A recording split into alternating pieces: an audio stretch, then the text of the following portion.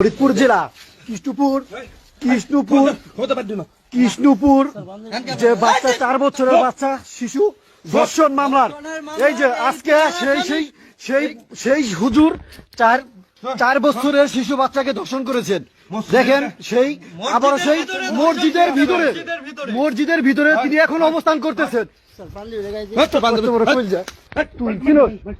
4 বছরের বাচ্চাকে ধর্ষণ করছেন, খুবই দুঃখজনক। ও আবারও সেই মসজিদ ঘরের ভিতরে সেই নাবালক বাচ্চাটাকে ধর্ষণ করছেন। এই জন্য 4 বছরের নাবালক বাচ্চা বাদাম দিয়ে তাকে পোষণ কৌশল করে বিনিময় করে মসজিদের ভিতরে দর্শন করেছেন। প্লিজ বুঝে সেই 40 বছরের বয়স হয়ে 4 বছরের বাচ্চাকে ধর্ষণ করেছেন। দেখেন প্রিয় বন্ধুরা, আমরা ইতিমধ্যে আমরা রাত্রে সেই সারাদিন সকাল 10টায় অভিযান চালিয়ে এই